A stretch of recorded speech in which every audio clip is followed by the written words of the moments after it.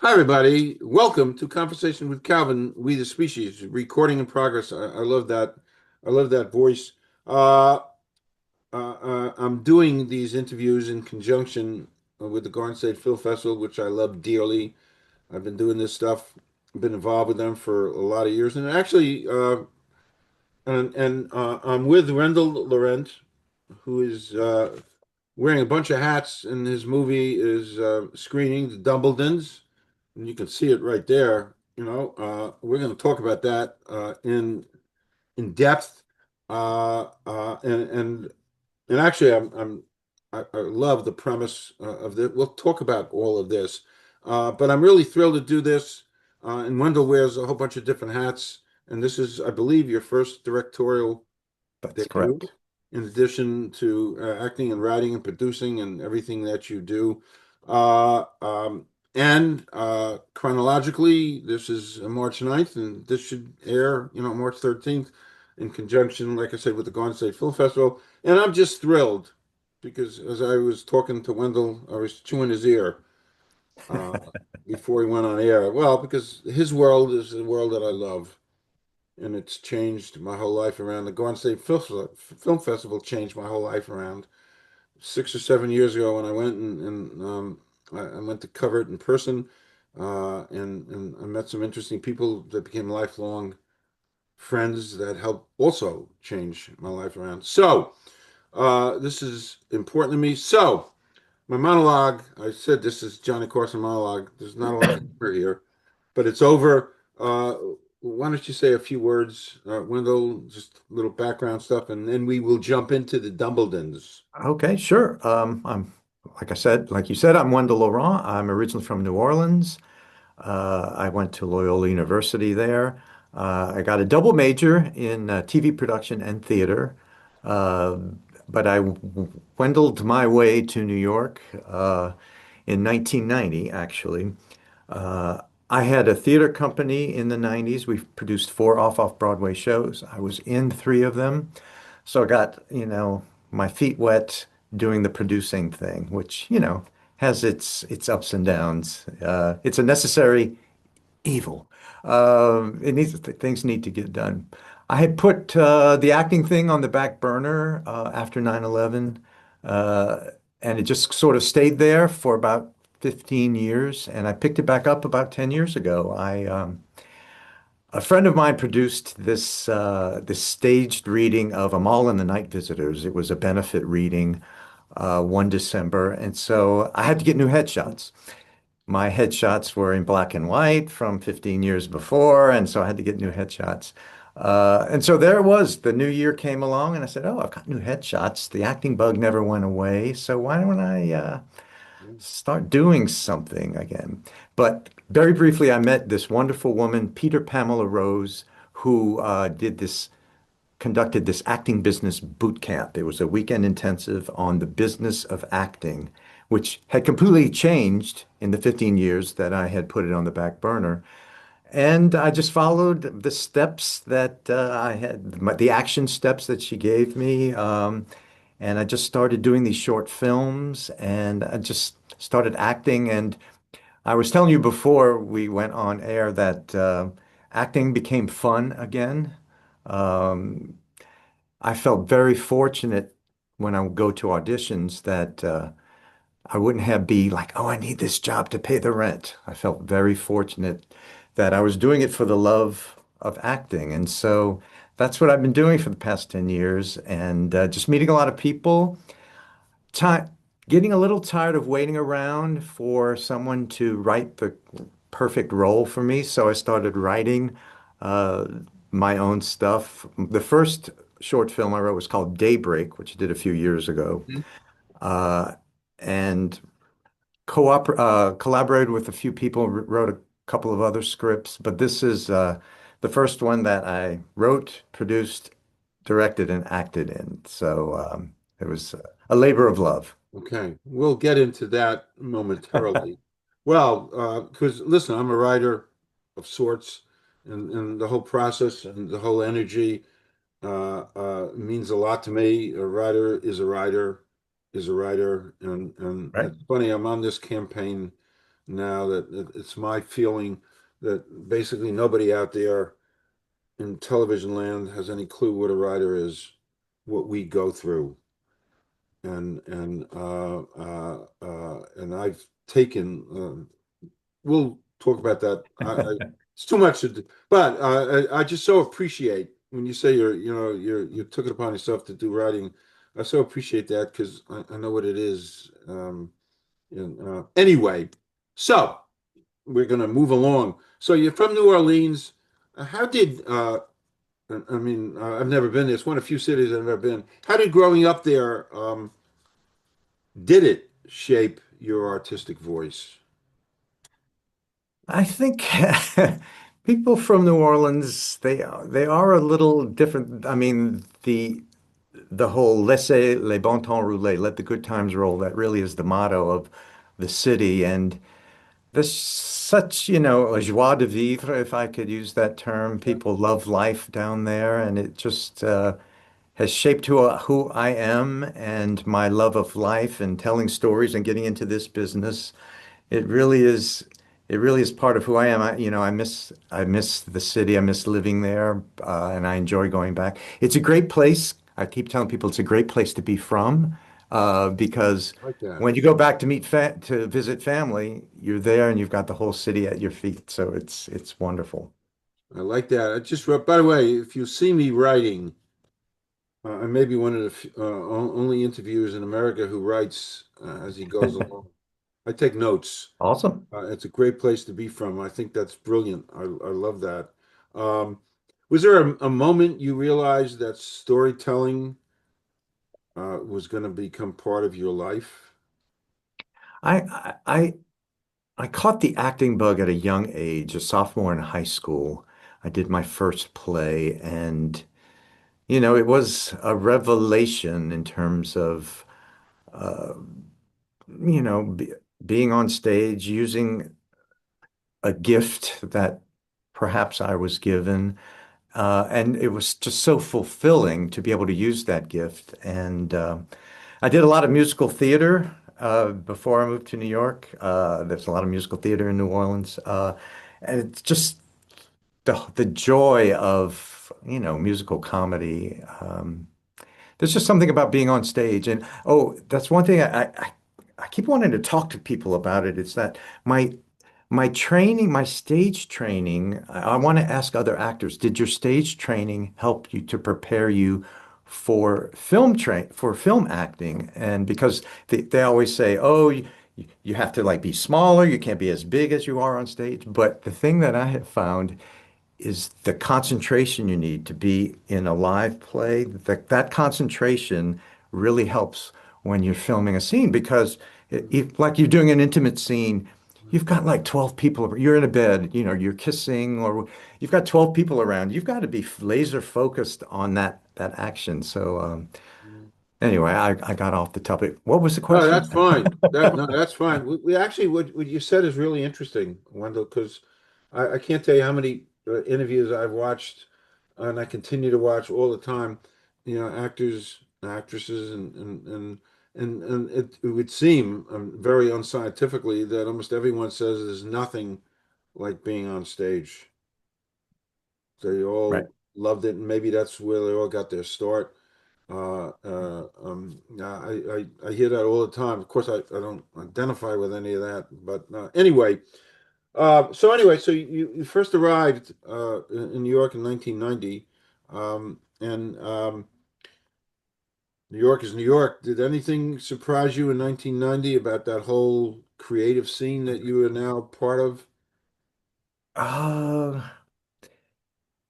You know, I mean, I knew that there would be a lot of people, a lot of other actors competing for the same roles. Uh,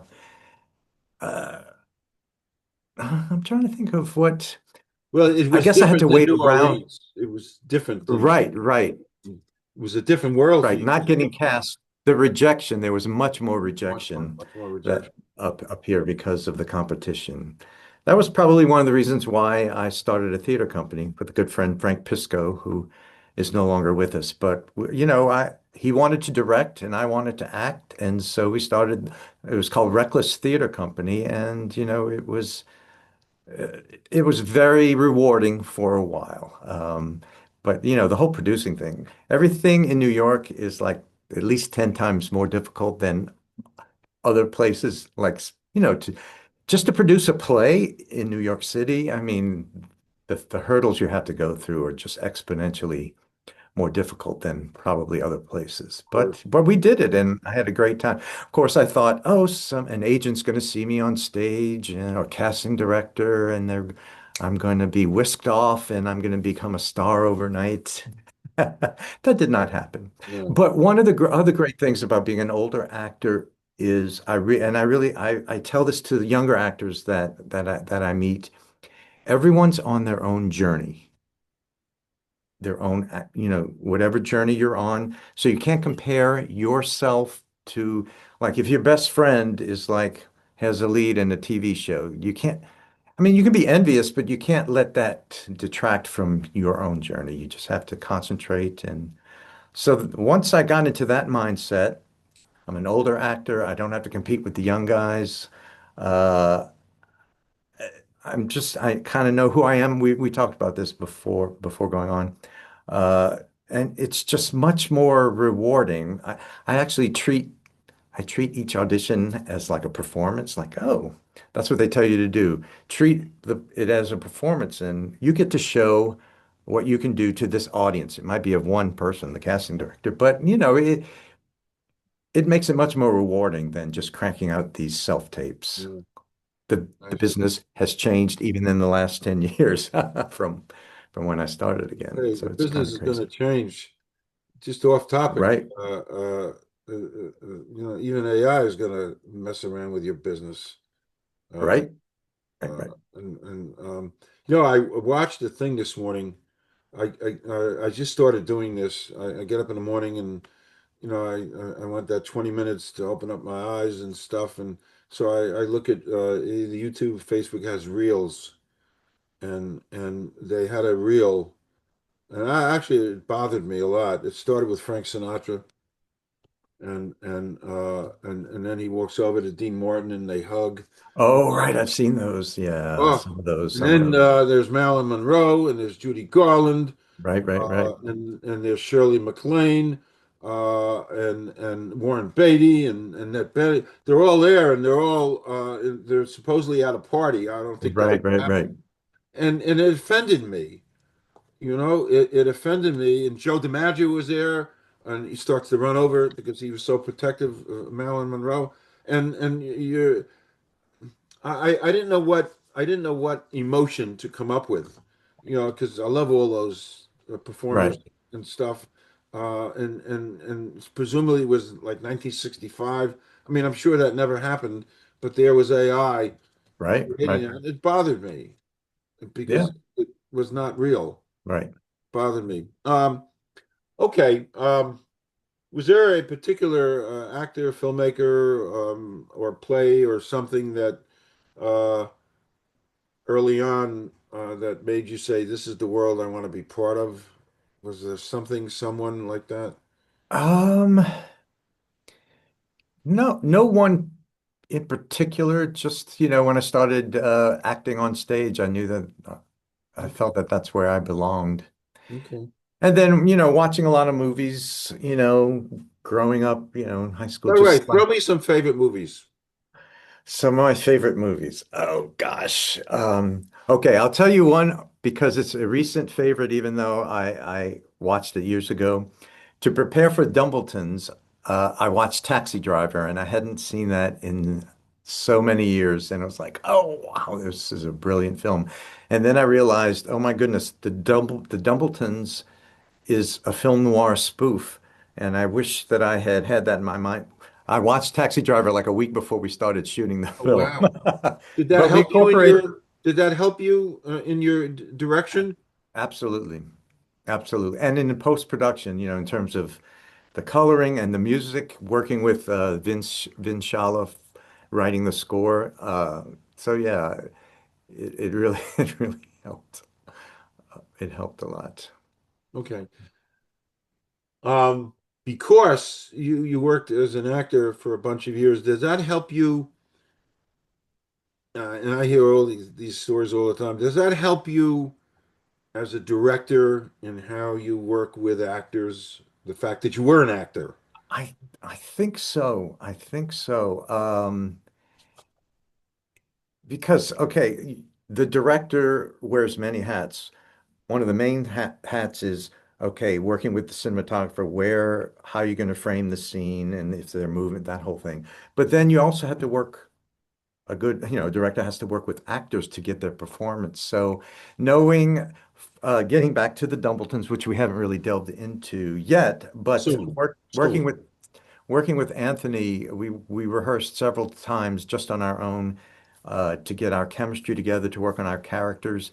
So yes, being an actor has helped me, and working with all the actors on the set, giving them motivations, telling them, knowing what I would like to hear as an actor from a director to get the right performance. So yeah, it's been very helpful.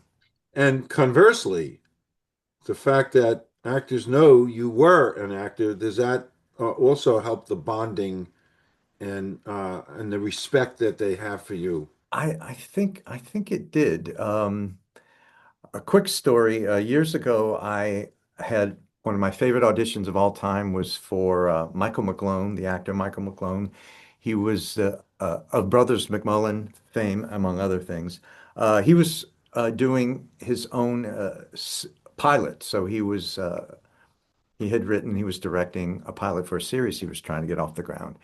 I went in and just the way he treated all of the actors in the waiting room, the way he treated me in the audition room, I thought, that's what I want to be in this business. I want to treat people the way he treated me and to have that feeling on the set uh, when I'm in charge. So that really had a profound effect. And so uh, I want everyone to work. I don't want there to be chaos on the set, but I want people to have fun. But I want to have good energy on the set. And so having all this experience really helped me. I think everyone says that they had a good experience. Well, that's great. No, that's great. I can't even imagine everything that goes in to being the director. It's because you're directing everything. You know, you're not directing a film, you're directing lives, and and Right. I mean, just everything. The crew. It's you Well, know, and it really helps to have people in these key positions that you're on the same page with, having a cinematographer that you're. So, this is if you have to be on the same page. So when you get to the set, you're not like trying to figure things out. And I had a great, Josh Graydon was an incredible director of photography for this. But yeah, and having people in all these other key positions. Uh, and when everyone's on the same page, you can have a yeah, really great experience. yeah. Was there um was there anything like super intimidating for you to step into being a director for the first time? I I don't think so because I think I was finally ready. That's why I Okay, decided to do okay. it. I've been, watching a lot, being very observant on sets I mean, I've done maybe 30 films in the past Well, 10 years. And so just being observant and studying, I studied TV production, but I've read a lot of books on filmmaking. And so, and one of the great things for me, the easiest thing for me is I had a very clear vision since I wrote the script. I had a clear vision of what I wanted it to look like, what I wanted it to be. So that was really helpful. And to have good people in these key positions to help realize your vision, that was really an amazing experience. It really was. why don't you just tell our little audience here the synopsis of the Dumbledons? Okay, I'll read the log line because it's Sure, easier. sure. When his mother receives grave medical news, Walter Dumbleton is forced to reconcile with his reclusive brother Stan in order to carry out a harebrained scheme to pay for their mother's life-saving operation. So Brilliant. I play Stan, and Anthony Robagrosso plays Walter. Okay. Uh, Now, a little background if we're delving into the Dumbletons now. Sure, we are. So, Anthony, so when I first started going on to film festivals, Anthony Robagrosso seemed to be in a film in every single festival I went to. I was like, who is this guy? He's everywhere. And then we started following each other on social media. So we were friends for several years on Facebook, Instagram. We bumped into each other at a film festival 3 years ago. We're like, oh my gosh. So we took a picture on the step and repeat. I sent him the photo and he immediately texted back, wow, we should play brothers. And I thought, huh, what a great idea. And so I think on the drive home from that film festival, it kept mulling over in my mind. And the idea came to me, we should play brothers trying to rob a bank. Wow. It just kind of came to me. Wow. So the next day, I spent the entire day. I I watched every single bank robbery scene from a movie that you could find on YouTube. So I did that all day. It was great research. The next day, sort of the plot just sort of was in my head. And actually, I wrote the whole script in one day. That's never happened to me before, but Wow. it was a gift. It just sort of flowed out. Flew out. Wow. And, and the only thing, like I said, Anthony and I met several times. We worked on the scenes, we worked on the characters, the relationship. So some of the dialogue was developed according to our relationship, but the script was basically what came out of my head that one day, which it was, it's unheard of. Yeah, it was a gift. But with all that relationship with him, with Anthony, all these years, and that's just part of the energy and the particles that help Right. do that.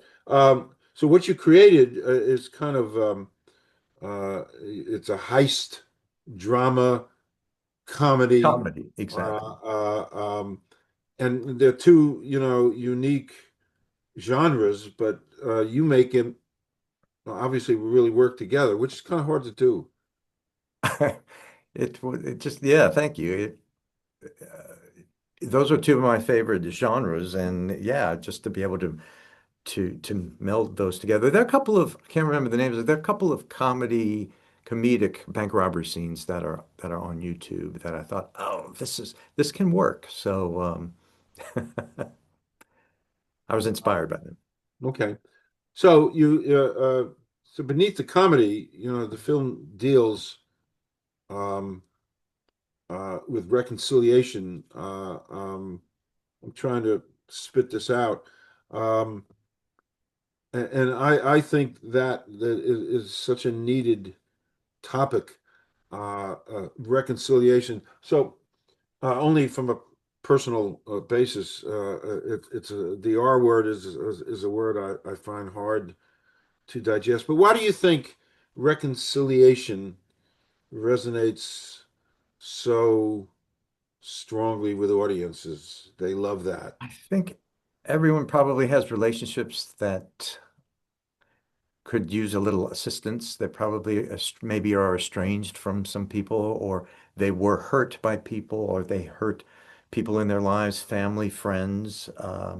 So yeah, Walter and Stan had been estranged for 10 years, and Walter needs Stan to pull off this scheme. So he has to like reach out and make the first step for the reconciliation. And Stan is very resistant at first.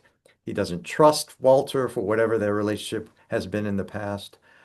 So it takes a while, but it was actually their shared goal of helping out their mother, getting the money for their mother that sort of brought them together. And families are very I family know. relationships are very Well, I difficult. know. I could write a book on that. Right, right, Actually, I right, right. did. Uh, That's right, you did. I did. I did write a book about that. Um, was there a moment in the film that really captured um, uh, the heart of this relationship that had them split and had them be apart and got back together again? I think there's one scene where Stan finds out that Walter's life has not been all roses as he had thought. You know, Walter lives in this beautiful apartment, but he finds out that has been very upset since his wife left, and he's eating Chinese food only at night. He was trying to be a gourmet chef. So Walter lets his guard down and finally lets Stan see who he really is. And so at that moment, they sort of come together, Nice, and that's kind of when they reconcile and they like, okay, we can do this. When nice. we were kids, we had all these schemes and we got into all this trouble. So maybe just being together again can help us and accomplish this one important thing for our mom. Wow, wow. So while you're filming this, and while this is going on, uh, did something happen? Does something, could something happen that actually changed the scene from what you originally intended? Was there a creative thing, a spark that helped you change something? I always like to, in other words, you got a script and you got this, and it's all, it's on paper, and this is what you're doing. But as this is unfolding, and there's the interaction, and is there something creative that will help you change the scene? Does that happen? I think I think uh, I think that can happen for thank goodness that Anthony and I had 3 times we got together. So all of that creativity happened in rehearsal. Okay. And I think for me that was helpful because as a director, I don't think we would have had time to find those moments because I'm off behind the camera with the so, I really believe, and I'm going to try to have this in the future, all my other films, just have a good amount of rehearsal to discover those moments. So we were able to capture those moments that we had discovered. Now, the things that did change, and there are a lot of spoilers, and so I don't want to give away anything, but there is a bank robbery scene. Um, and so there was a lot that changed on, when we were filming because it was supposed to be comedic. And I, my first AD, Rob Graydon, who also edited the film, he had some great ideas in terms of adding to the comedy. So a lot of the comedy was found, when we were filming. It was a lot of fun. That was one of the most fun days I've ever had on set, Wow. shooting the bank robbery scene. Yeah, as I'm listening to you, I'm saying to myself, somebody should have had a camera and just recorded the filming. Right? Right, right, right. That's some of the energy I'm getting out of this, just to record all that energy going into the whole filming. Um, just a thought, as I said about this. Um, where we touched on this a little bit. Have there been any directors who have been inspirations to you? Uh, obviously, Um, uh, I'm probably going to say Marty Scorsese. I don't know. Uh, yes, the typical ones, Scorsese.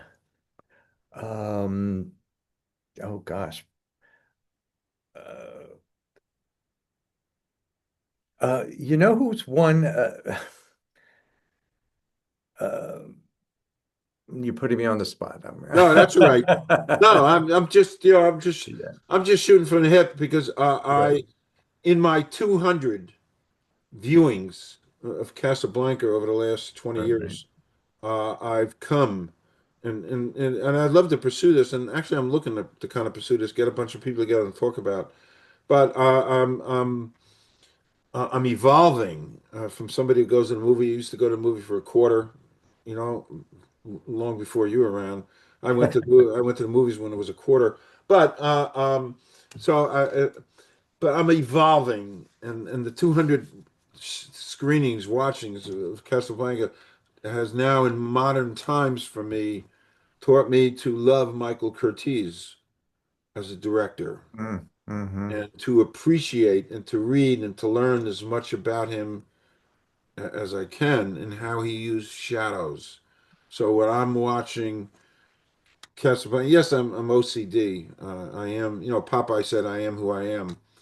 and I am who I am. And it's, yeah, and so I'm OCD, and I watch and watch, and I'll watch and I'll read and I'll learn and I'll go back and watch it again, and it helps me appreciate it even more and more and more. Mhm, mhm. But I'm paying homage, Wendell, to you and to your new world of directing and just how amazing it is and what I've seen.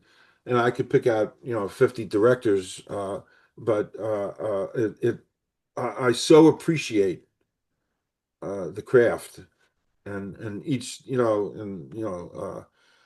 John Huston and the searches and stuff and I mean all this and Francis Ford Perfect. Coppola. I mean all of this. It's so and a million directors. But what I kind of adrift because I love, your world. I've said it a bunch of times. I love your world. So next up, how does the work of Vin Scalia uh, and that score help to shape the mood of this film?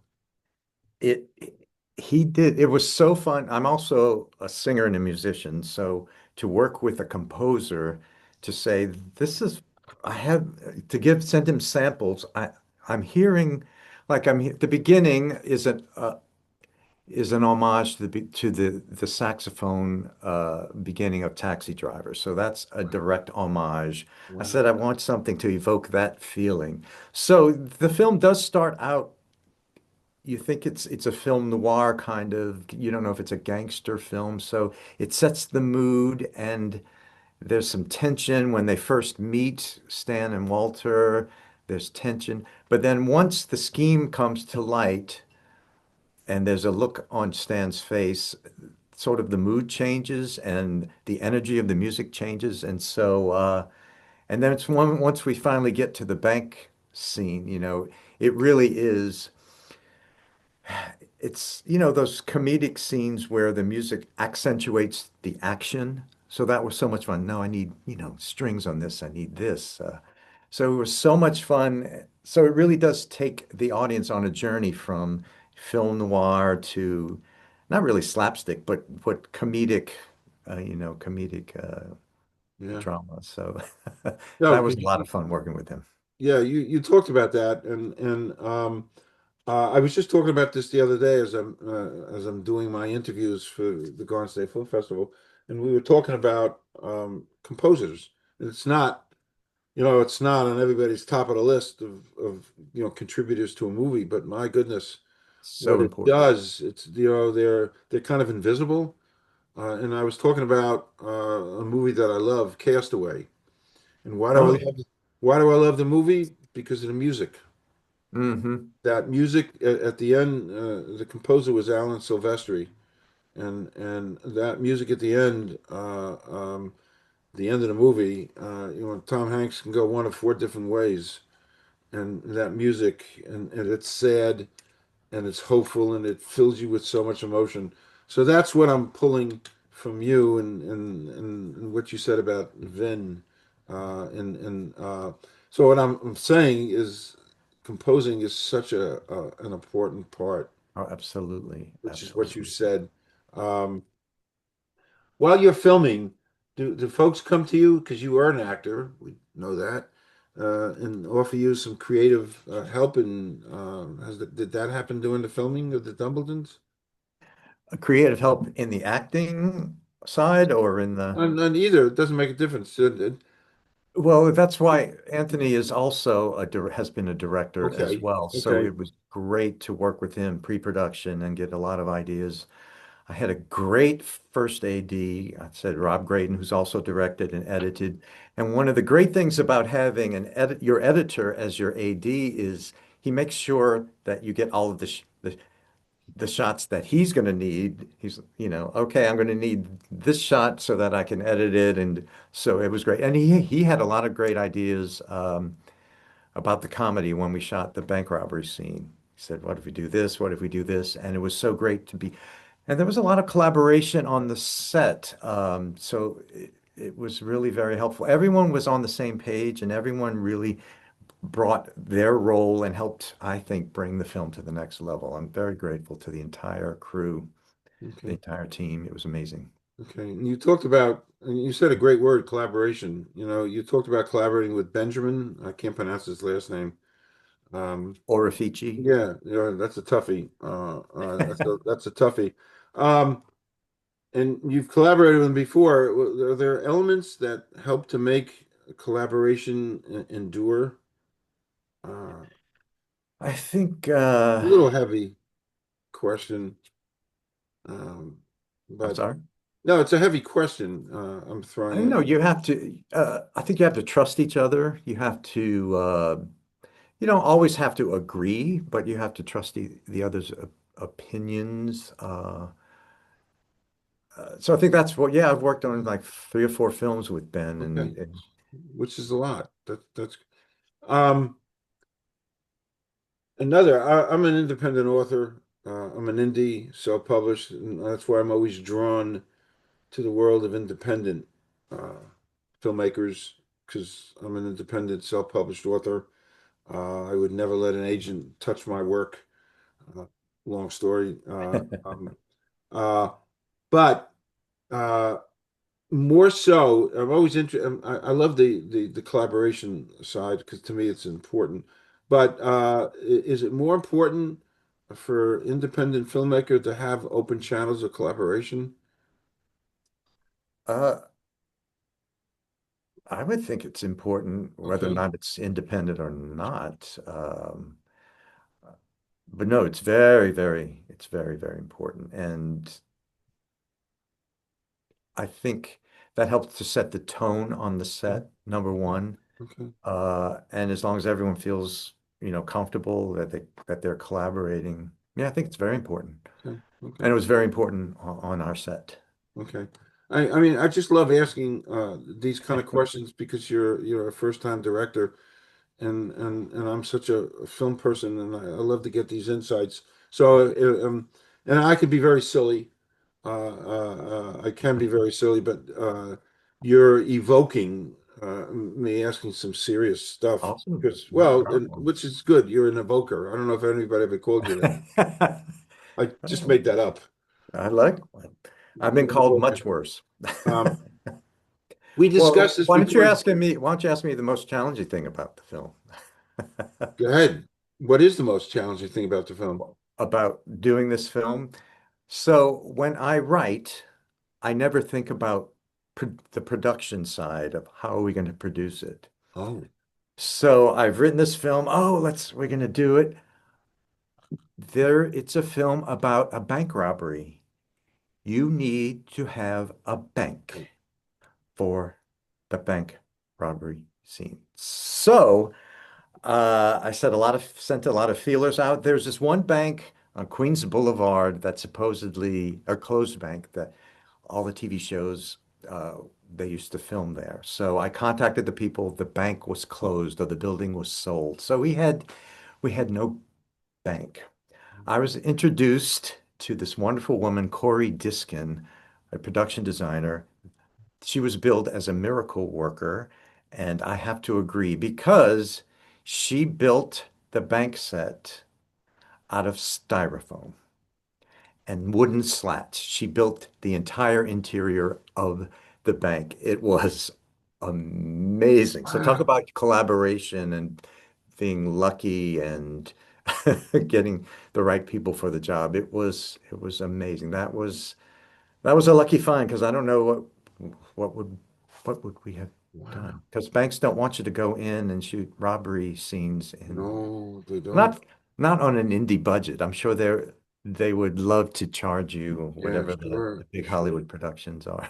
Yeah. So that was the biggest challenge, finding Uh, the bank location. But I'm once we did glad you that, asked. No, I'm glad you said that because I would never even think about that part of the challenge. right. Um, the other we discussed this before on air. What I love about the Dumbletons is the happiness and the fun of the movie, and I think it's something we could use these days instead of the heaviness and all the stuff going on, to have uplifting and you ultimately want audiences to come out happier Right. than when they, and that's what's happening. Audiences are coming out happier because of what you created. Thank you. Yes, that was the goal, and I'm very pleased that people are having that reaction. Okay. Um, Kind of wanting to, oh, before, I have a pet question I always love to ask. I bought her from one of my favorite journalists, Barbara Walters. Uh, Oh, I love Barbara okay. Are you Walters. going to make me cry now? Uh, no, borderline. It depends how you take, Okay. how you, t so here's the setup. Excluding family or friends, somebody living or dead you'd like to spend a day with. Oh gosh. And it could be a couple, there's no rules. Just, it's an interesting Um, question. Um, it's an interesting question. Um, I would say, well, there are two people that that had a big effect on my life when I was growing up. One is Richard Carpenter because the Carpenters, their music wow, was very wow. important to me when I was growing up. And obviously I would love to spend the day with Karen, but she's no longer with us. But I'd love to spend the day with Richard Okay. and just to, number one, to tell him how important their music was to me as a young kid. The other person, I just have to say, it's probably Barbara Streisand. There, I said it. Um, because for many reasons, because she has done it all in terms of creating and just the obstacles she has had to overcome. And just to talk about, I mean, she's a director that I admire, and uh, just how she got through directing Yentl, some of those things. Just to talk about her career. I mean, it's just so fascinating, and her music's just been so Yeah. inspiring to me. But as an artist, she has just really inspired me. She's So done to it spend the all. day with her would be Yep. amazing. Yep. Truly. Yeah, great answers. Great answers. Yeah, I was a big Carpenters fan too, and I haven't thought about them in a long time. Now that you brought it up, I could never understand how Karen uh, uh, had that and Right, couldn't deal with it. right. You know, um, One of the inspiring things, though, now, if you go on YouTube, there's this great first listen, first reaction, their first reaction videos. Young people today first hearing like Karen sing Superstar or Rainy Days and Mondays and just their reaction. So go on YouTube, first reaction, Karen oh, okay. Carpenter. It's just Okay. very inspiring. It's very inspiring. Yeah, I mean, what she had was just so easy to, I think, to treat, you know. But they didn't back then, they really did not know. No, it's But just supposedly she had been sort of cured from the disease itself. anorexia. The anorexia itself, she Mm. had come out of it, but it was all the chemicals in her body. She died, she died of a heart attack. Yeah, because she was so weakened.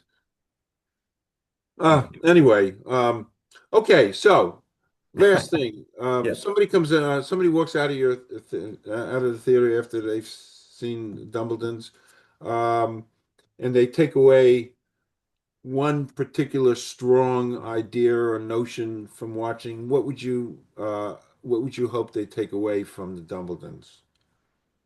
I would say no, two things that they thought it was hilarious, that they laughed, that they enjoyed it. I just want people. It premiered at the Beaufort International Film Festival a few weeks ago, and I was unable to attend. So at Garden State, it's going to be my first time being in the theater. So I'm hoping that that's their reaction, and just, falling in love with the characters, Walter and Stan. Just because I think they're lovable. They're not, they're not dumb. Uh, they're lovable idiots. I mean, not idiots, but I think they're lovable characters. So to love the characters and to come away and say that that was some of the most fun I've had in the theater. Okay. Hey, we live in a funny world. They could come back. That's right. Hey, That's right. when is this screening, Wendell? Saturday, March 28th in the Okay. 545 block at the Cranford Theater in Oh, okay. Cranford, New Jersey. Okay. So it's a Great nice big town. theater. I'm looking forward No, to it's a fabulous, beautiful. fabulous. It's kind of Art Deco. You're back. It's 1940. I've been there a few times. Great town. Sometimes you pinch yourself. Maybe you feel like you're in Vermont or something. It's just a cute, Right, quaint right. little town. So, uh, in the words of Michael Corleone to Enzo the Baker in that wonderful hospital scene in The Godfather, and he says, "You did good." So I'm saying to you, you did Thank good. you. Thank you. This was great. Thank you. Truly. Can I mention one more? Can I mention one? Please, absolutely. Supposedly part two for if when we chat again. My other film that I was a Yes, producer on, Havana Coyotes, that was yes. shot entirely in Havana, Cuba. I was producer and I was first AD, and it was written and directed by my other filmmaking partner, Benjamin Orifici. And we will be having a New York premiere at the Havana Film Festival, New York, Wow. the first week of May. So, and you said maybe I'll come back in. Absolutely. Please, a few weeks before, contact me. We'll put together. I would love to talk about that. Actually, I have a million questions. I'm not going to ask you now. Right, right. Uh, No, no, I won't ask you now, but I that's a have whole nother experience. burning, Yeah. yeah, I have some burning questions about that in general. So, thank you so much. Thank you. This has Really, been awesome. this was great, and I was a little heavy, only because Not at all. you're a first time director. I want to really get into your skin and feel that. I appreciate it. It's important to me, in my journey. Okay, Exactly. thank We're all you. on our own Thank journeys. yes, thank you. Don't leave. I'm just gonna stop recording. This was great. Thank you, Wendell.